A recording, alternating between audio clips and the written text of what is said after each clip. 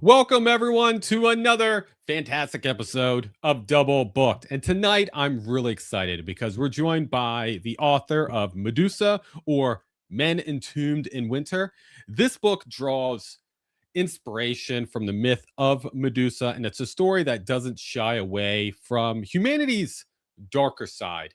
Please join me in welcome the one, the only brilliant mind, Kyle Farnworth. How you doing today, Kyle? I mean, with an intro like that, like how could I be doing poorly? I'm doing fantastic. Happy to What be I- here. That's what I love to hear, Kyle. That's what I Mhm. love to hear. Well, I'm super excited for this discussion. I have been looking forward to it, been getting my mind wrapped around this amazing book. I loved every moment. I was kind of gushing before we got on. But for those that are watching that are not familiar with your work, I would love to go through and give you the opportunity to go through and give a quick elevator pitch to this fantastic story. Sure. Yeah. I mean, I love to. So my novel Medusa that came out a couple of days ago. It's a literary cult thriller, is how I would genreify it. If I'm thinking about, it's about a charismatic college student that goes by the name early in the book of Medi, later Medusa, Mhm. who convinces a group of intellectuals from an Ivy League school to pack up their things, move to northern Maine, and start their own society in the wilderness. In her eyes, she can form a better society than the one we're currently living in. And she sees Maine as her landscape where she can form the society that she thinks is best for her and all of the people around her. Now, obviously, with utopia, sometimes it morphs itself into a dystopia, and I think that's putting it mildly to talk about this book. Um, but really excited about the response this week so far, and really looking forward to talking to you about it.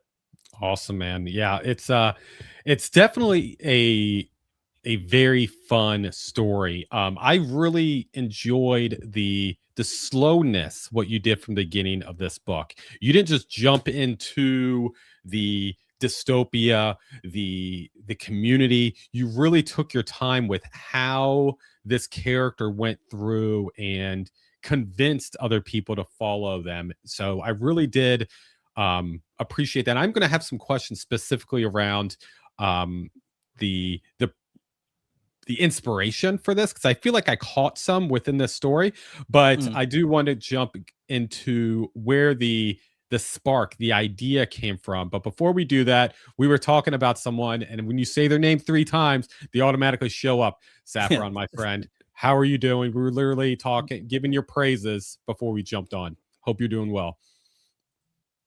So the idea for this story, I would love to go through and start there. Where did the spark for Medusa come from?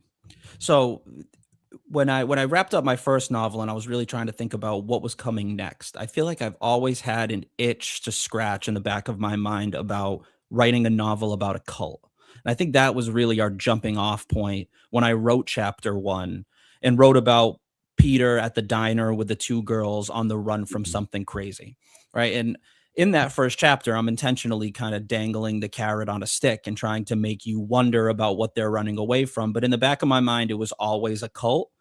But when I first wrote that chapter, I wasn't sure exactly how they got involved in a cult or what that cult even looked like. Um, at the time, I was teaching Perseus and Medusa to my sixth graders at middle school, and they were all fascinated with the story of Medusa, asking me a million questions. And I was doing the teacher job of looking up everything I could possibly know about Medusa so that I could share it with them in class. And through that process, I got really interested in all of the different interpretations of Medusa's myth, from the monstrous to her being surrounded by monsters and them turning her into who she would become.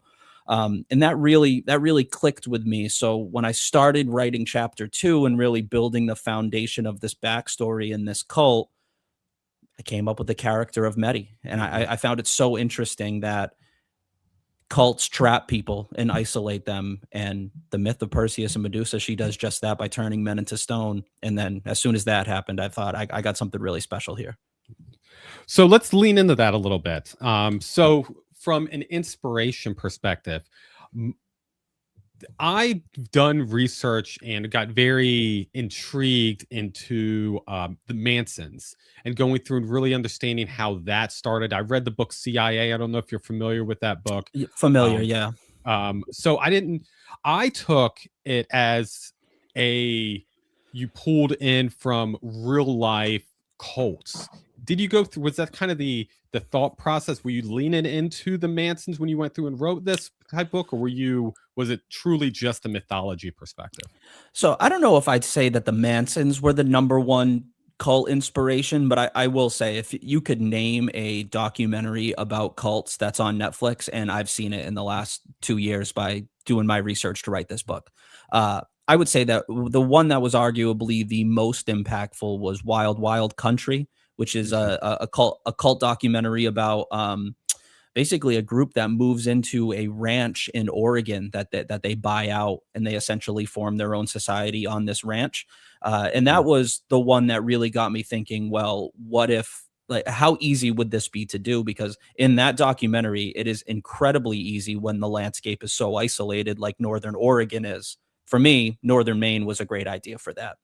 Um, Now, I did draw a lot of inspiration from other cult stories, like Waco was a big one with David Mhm. Koresh. Like, I Oh, modeled a lot mhm. of Medi after Koresh, like, the godliness that Koresh had in that society, I really gave to Medi as well. But then also just the ideas on how you can get somebody to give up their individuality and join a group with, isolation from friends and family was a big one that I Mhm. leaned hard into in this book. And I think I kind of took little bits and pieces from all different sources, put them all together. I think some people like yourself might read that as, oh, this is just like Manson. I think other people would see little pieces from a Mhm. lot of different sources. Well, specifically the part that I saw from Manson, and I'm gonna try not to spoil too much. If I start spoiling things, I'll try to stop myself and we'll Don't pivot. worry, don't worry so much about it. So there was parts in the book at the beginning, like I mentioned, where Messi was trying to form this community, and a big part of what she was doing was giving drugs and alcohol to everyone that really go through and manipulate. And people were noticing like she's not taking any, and it was a sign Hmm. of going through and manipulating. That was a big thing what Manson went through and did. So that was like the big like I was like I wasn't thinking it was a one-to-one comparison, but I saw items like that. I'm like, that is right there along with how Manson went through and manipulated his people, was waited until they were in a certain mindset and was like, now I'm going to really take control over these individuals. Yeah, that's really interesting too, because for Medi as a character, I think her biggest flaw was that she never really felt like she was in control of her own life. Like, you get a lot of backstory to her as Mhm. she's growing up throughout the years, and one of the things that even her admission into Dartmouth College, one of the things about her was that she never necessarily felt like she was in control of her own life. So it was really important to me when we were establishing like the foundations of the SFC, when Mhm. she's giving these men like drugs and alcohol, her not taking that is her way of saying, like, well, I am in control of this situation Mhm. while all of you like let your inhibitions go. I thought that Right. was a way of really showing her the way that she wants to take power and control in this utopian society she forms. Mhm. Yeah, and what I also really did enjoy about this story was the tension building. You did not go through and lean into, okay, we're going to lean heavy into action. Instead, you went through and largely built tension in the story through dialogue and some just non-spoken verbals as well. Did you go through an approach crafting those conversations purposefully to really carry more emotional weight to these types to the story? I think as an author, like, my style is always in the realm of literary fiction. Like, that's what I Mhm. enjoy reading most, Yeah. right? I like stories that try to teach you more about like what it means to be a human being and really like put yourself into the shoes of a character. And for a novel like this, I think what most interested me was the individual. Right. Let's look closely, not necessarily at like the cult as a whole, but let's really make sure we're paying close attention to like the people that live there.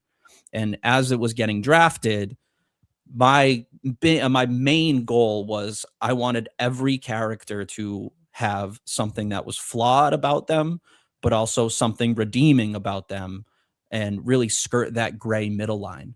Now, I'm really inspired by like classic literature, and I think that's where this title comes from, right? That "or" title is Mhm. the subtitle, I should say, is like very much an homage to stories like Blood Meridian, or stories like Moby Dick, or Frankenstein, or the modern Prometheus, right? Like that's sort of Mhm. where I felt I was taking Medusa's story, and I was taking that like introspective classic literature and really trying to smash them together. Okay. So from a your voice perspective, so you have inspiration, Blood Meridian from a contextual perspective, Mhm. but from a writing style perspective, do you have anyone that goes through and goes, "Hey, I was really inspired by this author growing up, or still currently, that I kind of pull my writing style influence from?" So I don't know. So a lot of my inspiration is contextual, right? Or more symbolic or thematic, Mhm. right? I feel like my prose style I feel like my prose style is more just like what comes naturally to me, right? Like I've been writing for a long time, and I feel like I've got a pretty good ear for what sounds good. I Mhm. like to think of prose like music, right? Like short sentence, longer sentence, short sentence, right? And you kind of try to get that rhythm to paragraphs that makes it easily readable. I don't know if I really like got that specifically from any particular author. I know there's authors whose prose that I enjoy, but I don't know if I would say that I draw inspiration prose wise from any particular author. Now, like contextually and thematically and symbolically, most that's where my inspirations come from for sure. But Mhm. writing style, I think my writing style is largely my own. I would agree. I find it very Yeah. original. I just didn't. I was curious to be if there were other authors out there that kind of, hey, I pull from these five different ones to kind of blend it together into my own type of style. Mm. But I would agree, it's something definitely original and different. And I just realized we have a few other friends in here that I did not say hi to, and I'm so sorry. Got distracted in this conversation. The Sinful Knight, how's it going, buddy? Appreciate you being here. And then the one and only Grifton. I don't know who this Josh guy is. I have no idea. But yes, Hey, Kyle is a baseball player on his spare well, time. how often? So there was a baseball player named Kyle Farnsworth that had an S in their last name, and he was an MLB pitcher that he was a fighter, right? I get tagged in so many videos on X of people being like, "Oh man, Kyle Farnsworth, love what you did to Robin Ventura," and I'm like, I always respond, "Yeah, thanks, man. Yeah, that's great. Really punched him right in the mouth." But to answer the question, all the time. What's best is you made people you make people's day. Like, Kyle actually responded to He me, responded, yeah, like, yeah. oh, that made my day. Like, Kyle actually like reached out, and Mm, that's so funny. That's like, yeah, man. hilarious. Thanks for the support. Really miss the MLB. So I want to spend just a few minutes into Medusa and her feeling of lack of control, and just so I want to lean into her and her control Mhm, perspective, because Medusa goes through and really demonstrates the strong need for control, and we get a lot of the reasons why from her backstory. You go through that a little bit, but from dealing really with outsiders within, once the community goes through and is formed, and some situations come up where the police have to get involved. Again, going to do my best not to spoil things. mm. um, from a psychological standpoint, how did you go through and get into that mindset to help m- give her the opportunity to give those best decision making processes? Really just trying to go through and understand, because I feel like you had to get in a certain kind of mindset to really express Medusa's way of her thinking and her processes. Was that easy for you to go through and do, of turn that brain on, of like, okay, now I'm in Medusa's head, compared to people like Peter, who I feel like had a counter to Medusa? Yeah, I think I think with any character, the number one thing is that every character. I got this from I listened to a really great TED talk from the guy who wrote Toy Story and A Bug's Life. I forget Mhm, his name right now, but he always said that the number one thing about creating characters is that every character has got to have like an unconscious goal, like something that mhm, they're trying to complete, something that they're trying to do that should usually be on the more difficult side for them. And when it came to Medusa as a character, mhm, my through line with her was always she wants control of her own life by any means necessary. And when I started crafting her, I was thinking of her as a character who not only does she get people's attention with like her beauty and with her eyes, like playing into that Medusa myth, but also she's incredibly charismatic and incredibly manipulative. And I think by putting myself in a place where I'm trying to create a character who wants control by any means necessary, who is willing to manipulate other people to gain that control, and wants to be sure that she has something to leave behind. That was sort of the through line for every decision that she makes. Now, I will admit that there were some decisions, right? Like you just referenced when the police get involved and when mhm, there's some sketchy things taking place in the mhm, cult. There was some times where even I was thinking like, how am I gonna have Medusa like justify this action? But it always went back to control. When Peter presses her and says things like, "Hey, I think this is a bad thing that's happening," mhm. that's Peter's decision and not her decision. And her reaction is always, "Well, I'm the one that makes the rules around here, and I'm going against you so you don't feel like you're the one in control of this situation." So from her okay, I'm trying to jump between her as a character and you as the author. I'm trying to find the right way to go through and ask this question. There's so part of the story, part of her background is she truly believes that her parents go through and gave her that name because they hated her. Was that a pivotal point for you and as her as a character to how she views relationships and loyalty throughout this whole story? Yeah, I feel like she was somebody that was largely on her own for most of her life. Like when you Mhm, when you get glimpses into her backstory, you get the idea that she was a girl that was growing up feeling unwanted, a girl that was growing up feeling like she was isolated, and a girl that was kind of looking for people to give her some sort of attention that she feels like she deserves. And what was really interesting to me is the idea of Medusa. Like the idea of being named Medusa on your birth mhm, certificate is something that like your name, you don't have any power over your name. Your name is mhm, your name, it's given to you. And when you're given a name like Medusa as almost like a slight before you're even born, thinking about what just that identity piece could do to a person is very interesting to me. And I played quite a bit, not only with Medusa, but with even a character like Jacqueline, the waitress in the first chapter. Like, there's a lot mhm. about names in this book and about how names and identity, people look at them as going hand in hand. When it's very interesting to think about, well, how much does your name affect who you are, and how much of your name really matters in who you are as a person. Interesting. Interesting. Um, I do want to come back and lean a little bit harder in the power, but I do want to talk about Peter first because again, at least from my perspective, Peter is the opposite, the yin and yang, I feel like, of Messi. There's times where I was all on board with Peter, like, oh, I'm with Peter through this. And the other time, like, Peter, what are you doing, man? Like, it's just there's a line between him being manipulated by Messi and him standing up for his own beliefs, that specifically with his family. And we'll talk about his family in a little bit. But from Peter's character perspective, where did Peter come from? We kind of talked where Messi came from. What about Peter? Where was his idea came from? So for like Peter's he's the protagonist. He's the guy who Mhm, you see all of the events of the mhm. majority of the events through the story from. And he's the closest you get to a sense of normalcy, I would say.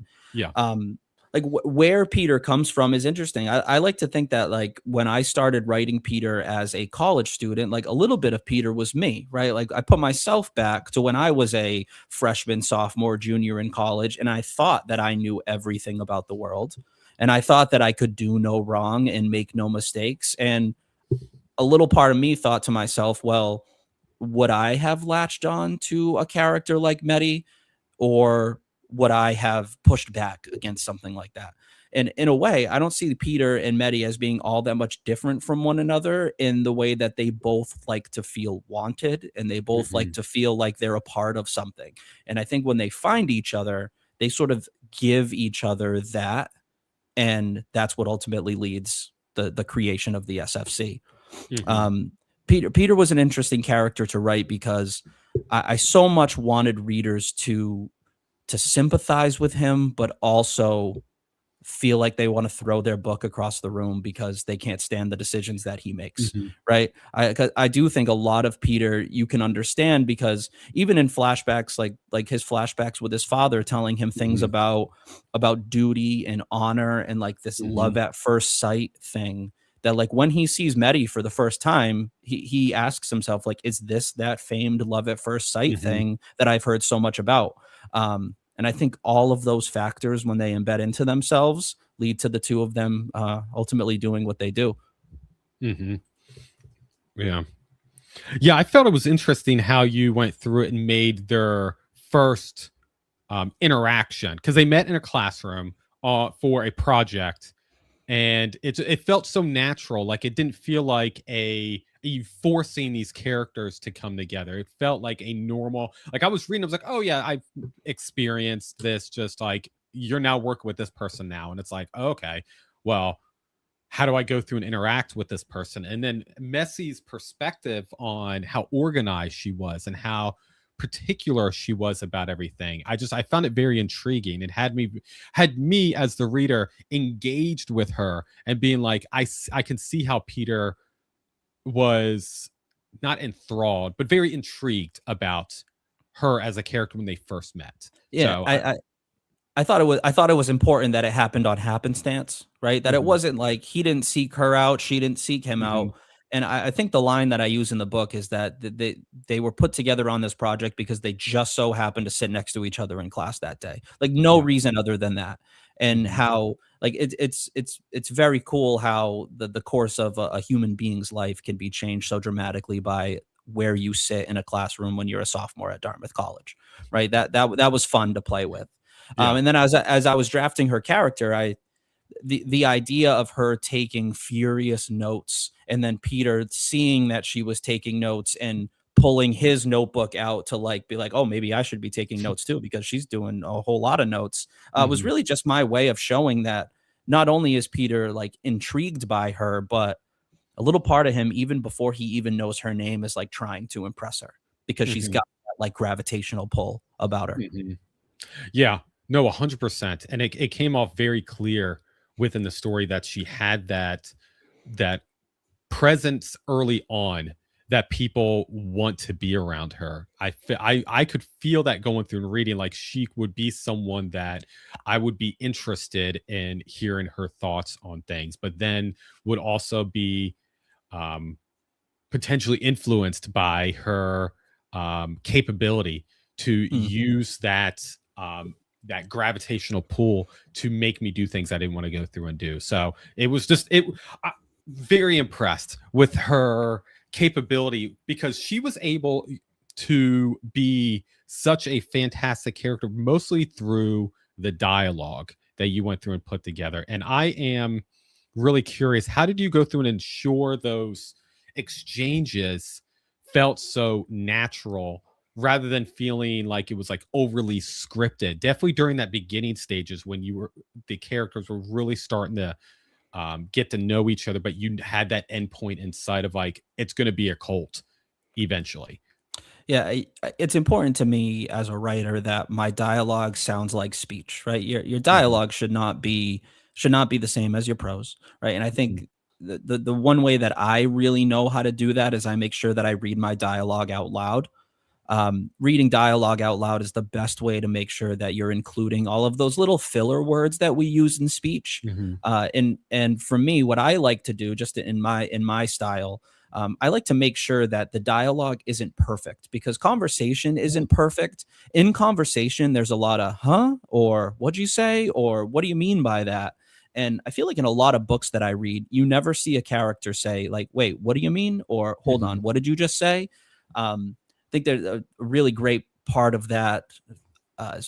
In Peter and Meddy's like first conversation in her dorm room, she tells him like, "Oh, yeah, I've never met my parents. I just kind of wound up here at Dartmouth College." And there's a pause, and he goes, "Huh?" And she goes, "What?" And he goes, like, are you messing with me?" And she's like, "No." But it's like that. Those little exchanges, I Mhm. feel like, happen in real life. They don't always happen in books. So Mhm.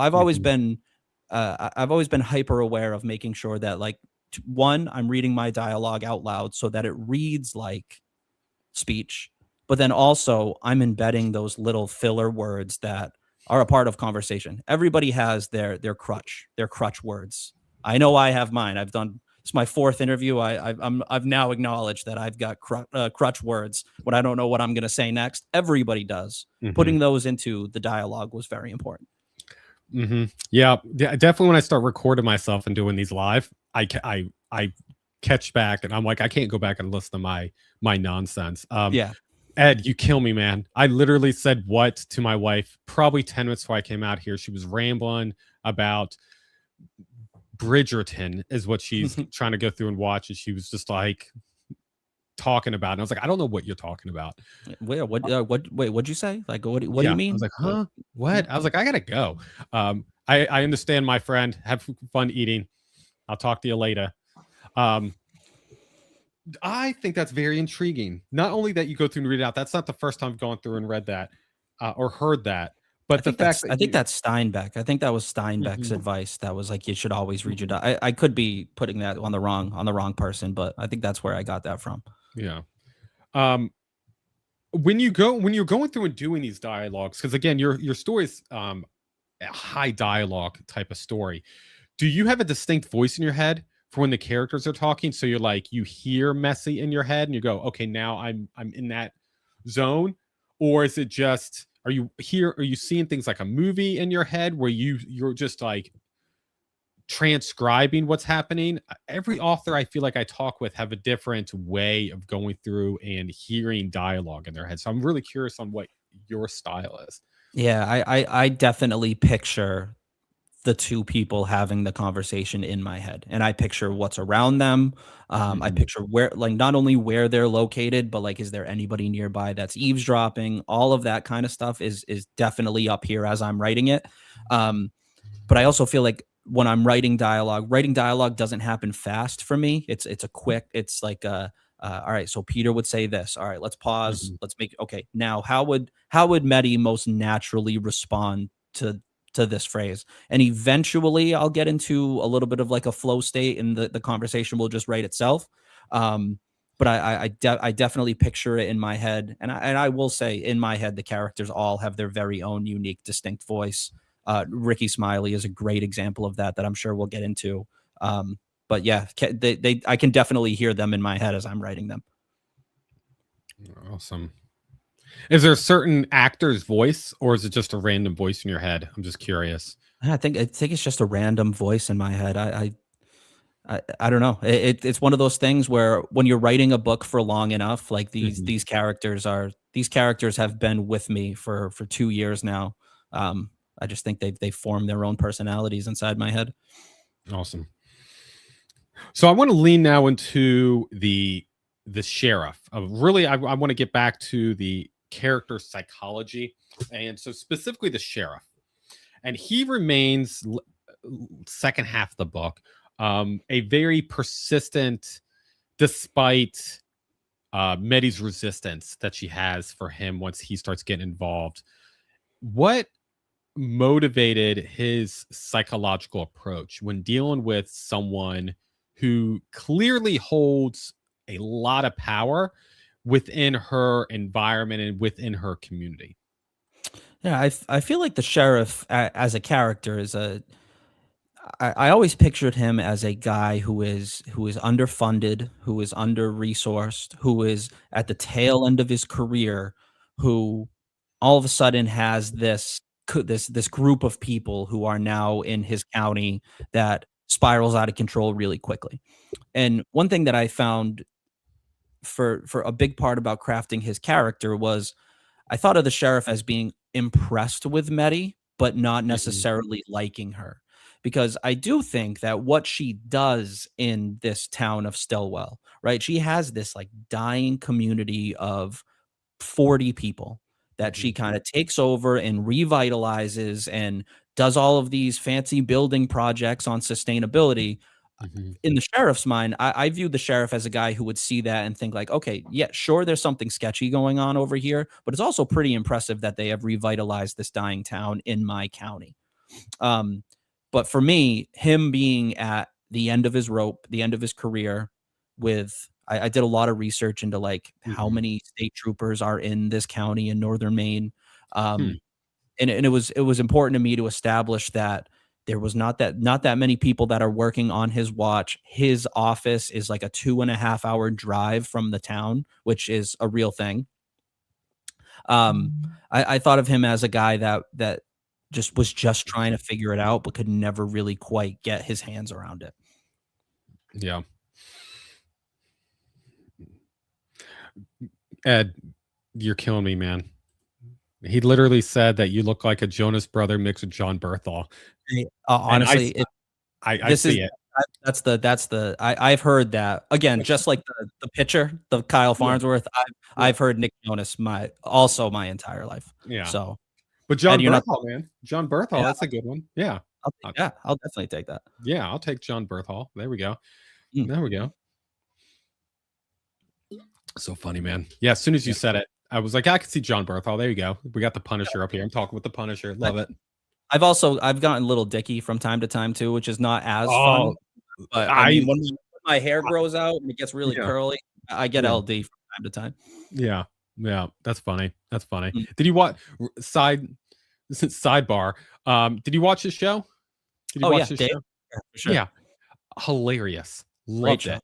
Yeah. Loved it. Loved it. I want him to continue it. Um, Well, but I Andrew feel Santino is great in that too. Andrew Santino's the best. He's Like awesome. him Yeah. and is in Bobby Lee's podcast. I don't know if you go through and watch them. Those Yeah, two. Like I definitely. can watch both of them all day. They just Andrew they Santino, he's also a great golfer too.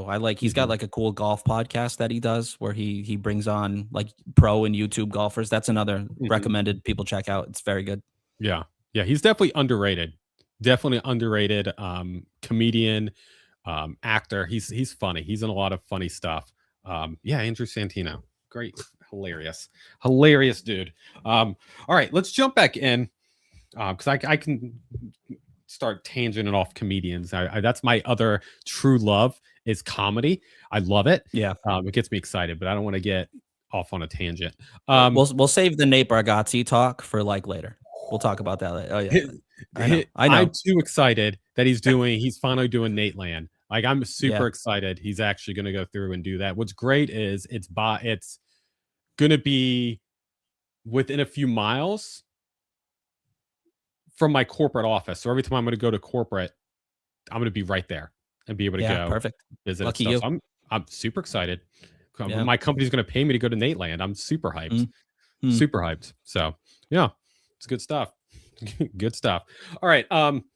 So I'm really we mentioned this earlier about Medi's capability to convince people to go through and do um, different things. I found it very interesting that several characters went through and followed Medi's instructions without questioning them at all. What psychological dynamics did you want to go through and explore in this group loyalty and obedience to um, power or with a smooth talker? I feel like there something you were trying to go through and correlate with this story, definitely that aspect, and maybe something in real life.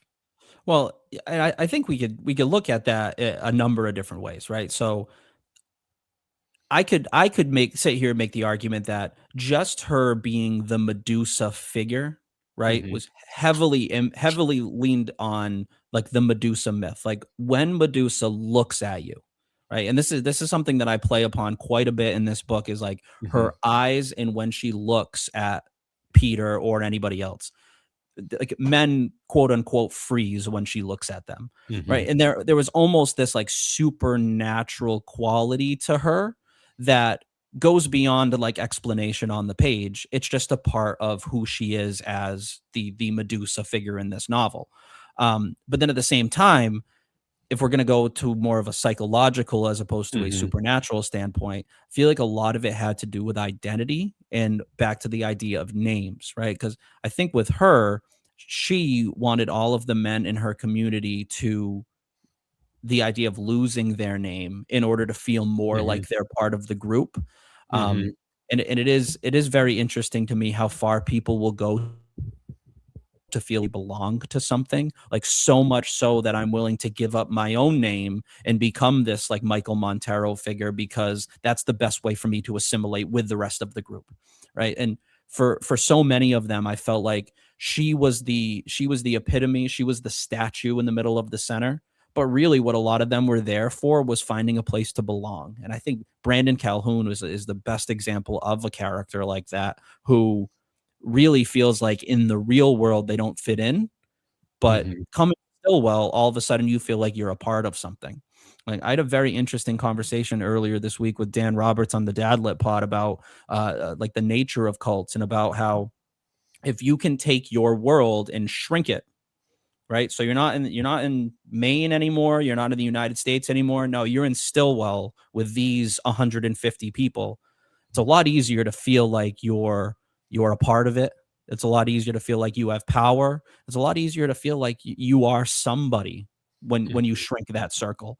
And I think what Medi was doing was by supernaturally looking at them and making them feel important, they wanted to be a part of something like this. Hmm. So do you think she was looking for someone who she can manipulate more, someone who was broken like her? Like, what was she looking for as a person to bring into the community? What was those key things that she was looking for?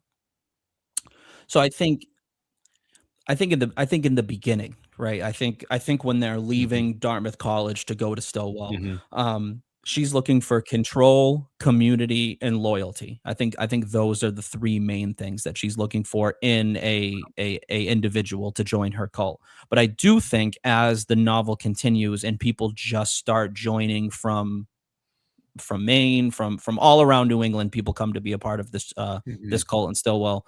I think it goes beyond just like control to the point where she now feels like she's more than a person. And I think she wants to continue feeling that way because I think no spoilers, but when you get towards the end of the book, that's what really comes out of her when things start to fall apart is like why are you taking this away from me? mhm. Because this is all I've ever had, right? I think that's when you think about her as a character, that's really what she wants most is to feel like she has someone, somewhere, something that she can call her own.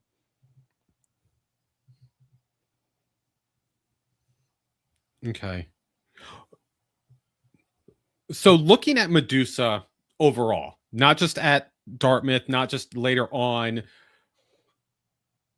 what drove her? What was the driving mechanism for her specifically? Was it survival? Was it belief in her own leadership? Was it more fear of her past? What was that driving mechanism for her as an overarching person? The word that I constantly go back to is Mhm. control. Right. I Yep. think control is the most important piece of her personality. I think for her, um, when you get into her backstory and you think about when you think about her parents kind of like abandoning her in a way, you think about her being in foster care growing up, not necessarily having like control of like where she lived, where she went to school, who was taking care of her, what meals were being put on the table. I think the older that she got, the harder that she tried to take control in any way that she could. And I think at Dartmouth is the first time that she really starts to realize that, or to start to live that control. Because like as we've talked about, right, when you're a college student, it's the first time you really like got that piece of independence, right? For Hmm. many of us, it's like the first time you're away from home, right, and the first time that you have the ability to really like make your own decisions. And I think she takes that idea of being an independent college student, taking control of her own life. And I think for her, she takes it to such a degree that she doesn't just want control of her own life, but she wants control of other people's lives as well. I think that that's her core quality, I would say. So let's lean into that a little bit more. Why was that form of authority important to explore in this story? Yeah, it's interesting. I think that goes back to like all the research about cults, right? Like what every cult, I would argue, um, every cult has their own kind of through line that like why did this even start, right? And I think uh, I listened to the Sunshine Place, which is a podcast rather Mhm. about Synanon, right? Are you familiar with Synanon? I'm not familiar with that now. Yes. So Synanon was a drug rehab program in California that really started as a place where people could come and get better. But the leader of that group just slowly started taking control of the individuals' lives under the realms of like, I'm trying to help you be better, right? And I think that's a very interesting piece of a lot of different cults that have started is what's the reason for forming it? And I thought for Medi, control is something that she was always lacking. So that for me, when I'm forming her character, was that was for me the obvious one to tie into, right? For her to feel like she needed some control, and bringing those men to Stillwell was the way to keep them tight, keep them comfortable, quote unquote, but keep her in control of what they were doing with their lives and her life as well. Okay. Do you do you think Messi believes she's protecting others in the community, or protecting herself first? I Or think her yeah, No, go ahead. I was just gonna say, or is it something else entirely that I'm Well, missing? I think that I think she would tell herself that she's protecting all of the men in this community, but I think deep Mhm, down in her heart of hearts, the only person that she cares about throughout the entire book is herself. And when mhm, Paul is born, I think Paul takes a little bit of that. mhm, But I think Medusa always saw her son Paul as like a he's a part of herself, right? Paul is hers, he's her son. So, mhm.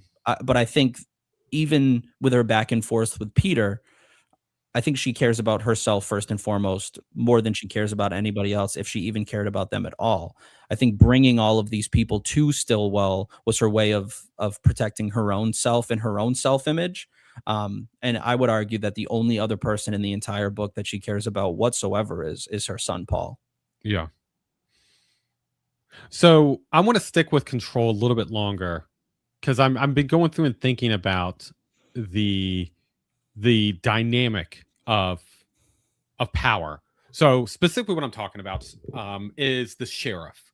So I really like the dynamic between the sheriff and the institutional authority that he assumes that he has, but often finds himself in a disadvantage with Messi.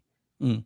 Did you go through and think about purposely reversing that traditional power dynamics between law enforcement and private communities?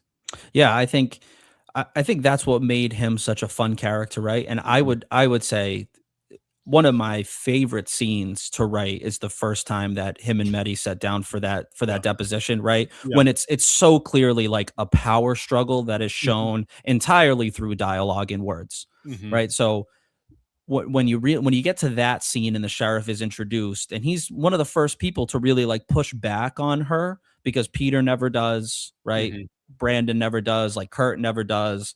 Nobody pushes back on her at all. The sheriff's the first person to do that.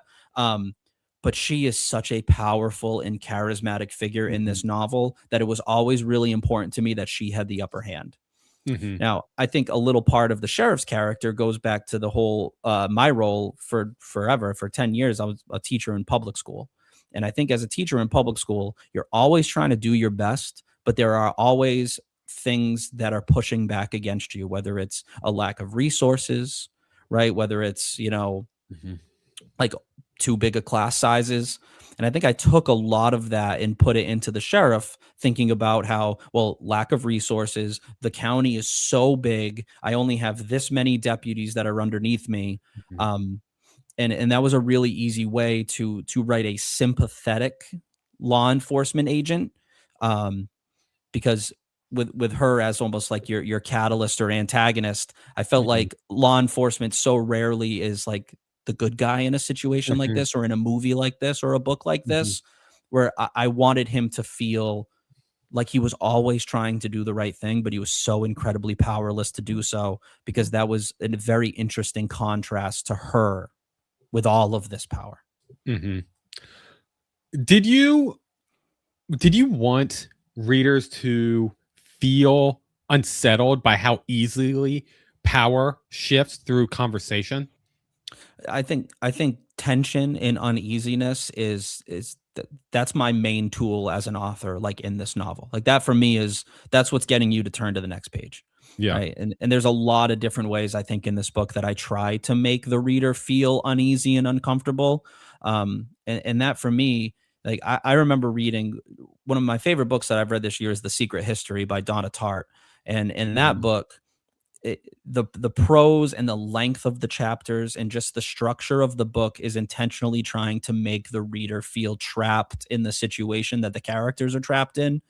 A big part of me as I was writing this really wanted my readers to feel isolated and uncomfortable, as if they were in the walls of Stillwell themselves. Hmm. How long has the book been out officially? 3 days, 2 days. 3 Came out days. on Tuesday officially. Okay. Yes. Okay. I knew it came out this week. I couldn't recall when exactly it came out. Have you ever gone through and thought about, since now that the book's out and it's getting in a bunch of readers' hands and hopefully a lot more after this conversation, did you ever worry that readers might identify with messy too much? Or was that ambiguity part of your goal with writing the story?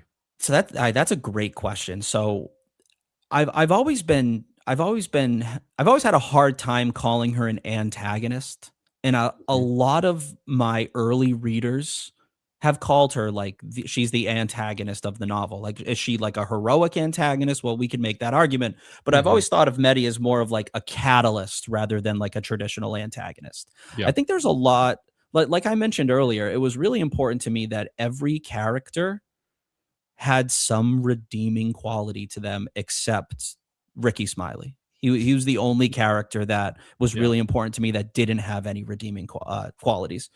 Um, I don't know if a reader would ever look at her as like, oh my god, this is somebody that I look up to, that I want to be like. But I did think it was important for readers to understand why other people Mhm. would do that, because if a reader can't understand why somebody would follow Medi into the woods, then the whole premise of the book is lost on page 100. Right? If you Mhm. if it doesn't fit and doesn't make sense at all that people would follow her, or even that like the sheriff would respect what she did, then I think the whole premise of the novel falls apart. So by embedding some of that backstory into her, where you start to see where her issues with control come from, I think that was my way of helping readers recognize that, like, just like any human being, like, she's not all bad. And I Yeah. think just as humans, everyone's got their good and their bad sides, and it was important Mhm. to me that, like, if these characters were going to feel real, they had to have good and bad as well, Mhm. Yeah, except you Ricky did. Smiley. Except, do you is Ricky Smiley based off someone that you know? That you were Not just like, I don't like this person. I'm going to make them the worst person. No, definitely not somebody that I know. I got a lot of Ricky Smiley inspiration from like Cormac McCarthy novels, like Mhm. Judge Holden and Blood Mhm. Meridian, Mhm. like Anton Chigurh and No Country for Old Men. Mhm. It was really important to me that like Ricky Smiley felt like more than just a person. Like Ricky Smiley's a force of nature, right? Like he is the embodiment of evil. He is the rot that infests Stillwell. Like when you open your door, sometimes you're gonna let something in that you didn't mean to. Like Mhm. Ricky Smiley is that thing that got let in, right? And I think uh, everybody has a redeeming quality except him, and that's done intentionally because I based a lot of him on like devilish characters in literature. Okay. So you mentioned multiple times in this conversation about Messi and her background. Mm. We get a glimpse of that throughout the story. But for her as the character, in her mind, is Messi aware of how much her past dictates her present behavior when she was in the community? I would argue no. I would argue that it's a factor, but Mhm. I think that when I think the cyclical nature of Mhm. trauma is really interesting as like her trauma is sort of passed on to her children. Like when you get into part 2 and part 3, you start to see some of that. And Mhm. oftentimes I feel like when human beings have traumatic experiences in their past, they have a major impact on who they are in the present, but they might not be able to identify that it was like that about my childhood that made me this way as an adult. I think like you can go through therapy, you can do a lot of things that Medi doesn't do in this novel to try to get to the bottom of it. But I think for her, I don't think she would be able to point out so much that it's these aspects of her childhood made her Mhm. who she is, except of course for the game and the red circle in the basement Mhm. and all in that aspect of her character. Okay. For you as the author, was that one of your main goals is to show how those past wounds, we'll say wounds, continue to influence present decisions? Most definitely. I think that was definitely an intentional thematic choice. But I would even go one step further and say that definitely how trauma affects the individual was a big theme that I wanted to explore, but I also wanted to make sure that I was focusing on the way that trauma affects future generations and like future like how Medi's trauma affects her children and how Peter's stuff with his dad affects who he is as a person, how Brandon Calhoun's like lack of a father figure in his life affects who he is as a person. It's not necessarily so much just like the individual trauma, but more so about how like trauma passes through from parents to children to their children to their children. Okay. So is the story as a whole, so the whole thing, the story as a whole, um, what do you hope readers take away about the nature of power when it's subtle rather than in your face overt? Yeah, I think once somebody finishes this book, I think a big takeaway is how fleeting power is and how power is very easily gained and it's also very easily lost. Like over the course of this book, not only Medi as a character, but also like Paul as a character and a little bit Peter as well. They sort of gain this bravado and this status that they're so desperate for, but then they lose it just as quickly as they gained it. So I think when it comes to the nature of power as a theme, I think it's pretty clear through a lot of these characters that like you can get it and it can feel good while you have it, but it can just as easily be lost as easy as it is to gain. Okay, let's lean into that a little tiny bit. What do you hope readers question then about their own moral boundaries after going through and finishing this book then? Well, I mean, I hope that after reading this book, none of my readers want to go and start their own cult in the woods. But I also think that there's so much in this book about the ever present battle between good and evil. Right. Mhm. I'm very my favorite book of all time is East of Eden. I will never stop talking about East of Eden. East of Eden. Um, Okay. and East of Eden by Steinbeck has a lot of these ideas about just the nature of good and evil in the world, right? It's a constant battle, right? Good is always fighting evil. And so many characters in this novel make choices that sends them to one side or the other, right? I think there was characters um that are really good to other people and have in our make moral decisions, and then there's other characters who are on the evil side of Stillwell and make very amoral decisions. And I think that the way that Medi's children grow up is a very intentional. Like, you have Paul on this side and you have Edith on this side, and I think most human beings would fall somewhere in between the two of them. But Mhm. it's my hope that when a reader finishes reading this novel, if they're thinking about like moral and morality, I think when they leave, they'll be questioning so much as to like morality being a choice, right? Are you born into your moral Mhm. standing? Does it come from your parents, or does it come Mhm. from? Is it nature? Is it nurture? Mhm. I think that's a question that the novel explores. That, to tell you the truth, I don't think I have an answer to it. I think that's what's so powerful about literature is I think one person could read this book and say Mhm. that morality comes from your parents, and I think that another person could read this book and say like you make your own choices. And I think that's sort of my goal as an author, is to have people thinking about those kinds of questions. That's the kind of books that I like to write. Yeah, you definitely did it within this book. Immediately when I finished, I mean, immediately I finished the book. I connected with Saffron. I said, "Did you finish this?" And she said, "Yes. I've been waiting on someone else." And we were just going to town, going through and Hmm. talking. We were theorizing. We had a lot of great conversations about this. And there's a few questions that I have that we're going to talk as soon as this is done with, because it's 100% spoilers. I need to know some answers, and I have a Oh, gut feeling you're gonna break my heart by telling me there is no answer. And well, I have a feeling that's what you're gonna do to me. But I book's only been out for a couple days. I'm not going to do any major spoilers. I will say though, I've gotten a lot of conversations this week, and a lot of readers that are talking about like something that I think you're alluding to. Mhm. Um, and I think that thing makes people uncomfortable and upset, and I want to let all of those readers know that like that is 100% intentional. Like, I wanted I that. I knew it was. 100% like it, if a literary agent came up to me and said, "We want to give you $100,000. We're going to publish your book. You just have to change that one thing." I think I would say, I don't think I'm able to change that one thing. I And would be very upset if you did.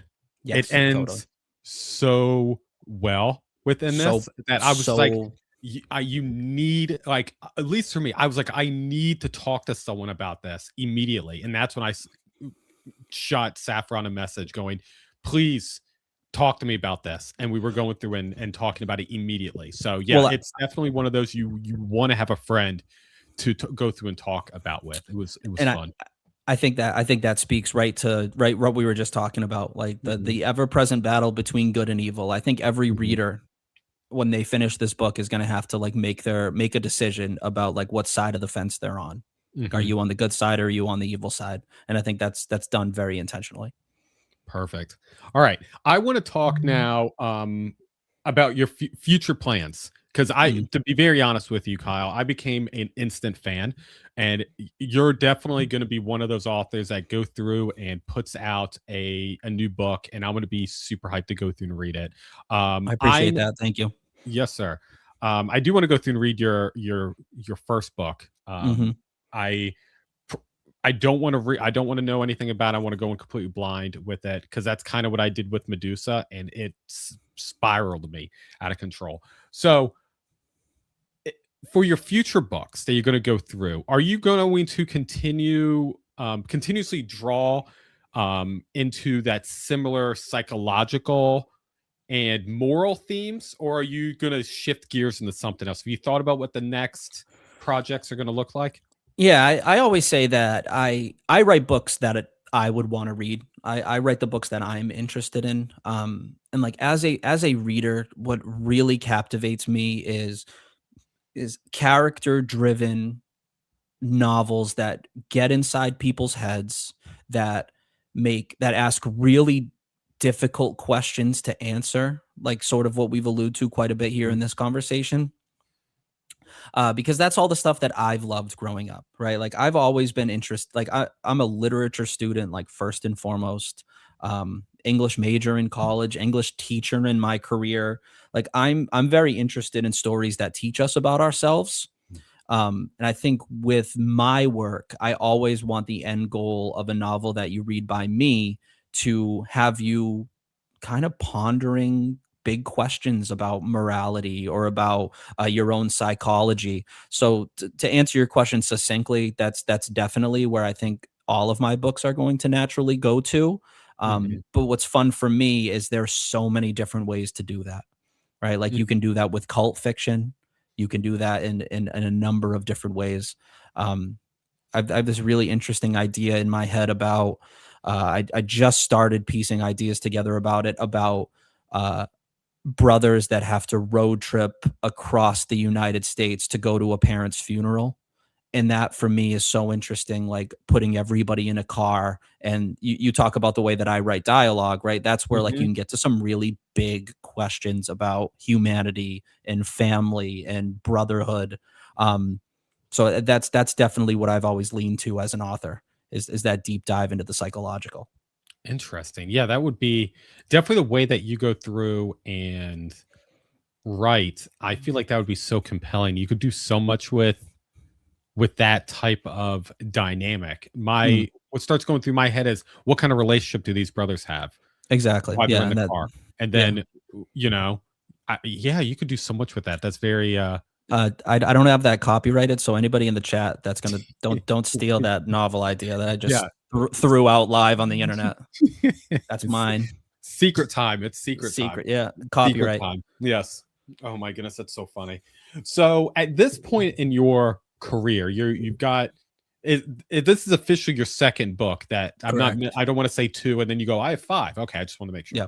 So officially in your career with this being your second book, what does success look like for you, Kyle?